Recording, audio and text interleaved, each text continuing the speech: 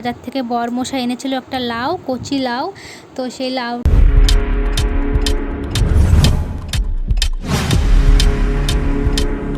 Hello everyone, কেমন আছো তোমরা সকলে? আশা করছি ভালো আছো। আমিও খুব ভালো আছি।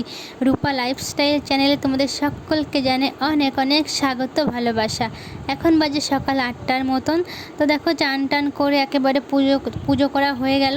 তো সকাল সকাল পুজোটা হয়ে গেলে মনটা অনেকটা ভালো হয়ে যায়। যাই হোক, তো শীত হোক গরম হোক যেই সময় হোক না কেন, আমার ঠিক সকালবেলাতে চান টান করে আর কি পুজোটা দেওয়া হয়ে যায়। পুজোটা দেওয়ার পরে তারপরে আমি অন্য কোনো কাজে হাত দিই। এটা আমার সারা বছরকার রুটিন আর কি। যাই হোক, তো যখন আমি বাপের বাড়িতে বেড়াতে যাই ঠিক তার উল্টোটা হয়। বাপের বাড়িতে গেলে কোনো কাজ থাকে না, তবুও আমার চান করতে করতে ঠিক 4টে-5টা বেজে যায়। ওখানে গেলে মানে কি বলবো, কিচ্ছু করতে ইচ্ছা করে না, মানে নিজের কাজটা করবো সেটাও আর কি ইচ্ছে করে না, এত মানে আলস্যি হয় শরীরে আমার। তো দেখো বন্ধুরা, পুজোটা করা হয়ে গেছে। তো এখন একটা ধূপকাঠি নিয়ে আর কি তুলসী তলায় দিয়ে দিলাম।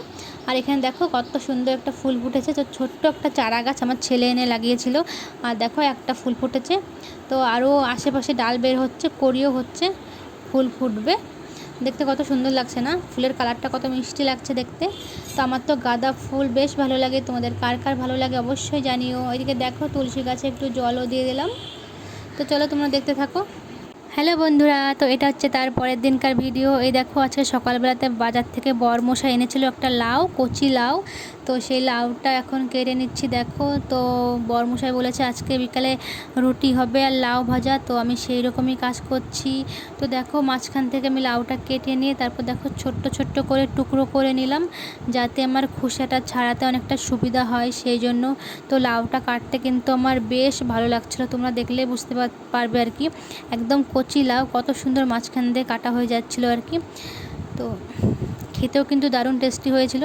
তো দেখো, লাউটা আমি খোসা ছাড়িয়ে নিয়ে তারপর দেখো আমি এক বালতি জল নিয়ে এসেছি, তার মধ্যে লাউটা ভালো করে ধুয়ে নিলাম। তো এখন আমি এই যে মেশিন দিয়ে দেখো এই লাউটা আর কি ঘষে নিচ্ছি। বটি দিয়ে কাটবো না, কাটতে গেলে অনেকটা টাইম লেগে যাবে, আর সেই জন্য মেশিন দিয়ে আর কি ঘষে নিচ্ছি। আর বটি দিয়ে কাটলে একরকম লাগে খেতে, আর মেশিন দিয়ে ঘষে নিলে আর এক রকম লাগে খেতে। যাই হোক, দুটোই খেতে ভালো লাগে।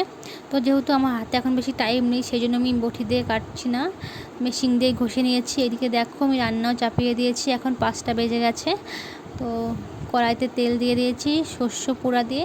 এখন আমি লাউটা চাপিয়ে দেব। আর পাশে দেখতে পাচ্ছ সরা আছে, ওখানে আমি রুটি করব। আগে লাউ ভাজাটা ভালো করে সমস্ত কিছু দিয়ে চাপিয়ে দিই, তারপর ধীরে সুস্থে আমি একদিকে রুটি ভাজবো। তো দেখো, কটা কাঁচা লঙ্কা ফেলে রেখেছিলাম মাঝখান দিয়ে, তো সেটা এখন দিয়ে দিলাম। তারপর দিয়ে দিলাম হলুদ, লবণ। তো চলো ভালো করে এখন মাখিয়ে নিই, দেখি কালারটা কেমন হয়। তো এই দেখো কালারটা একদম পাল্টে গেছে হলুদ লবণ দেওয়ার পরে। যাই হোক, দেখো লায়ে কেমন জল গলে গেছে আর কি। আগে ধুয়ে নিয়েছি তবু কেমন জল গলে গেছে।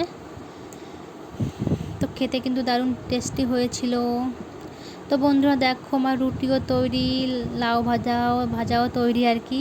তো চলো বন্ধুরা, ভিডিওটা আমি এখানেই শেষ করছি। সকালে ভালো থেকো।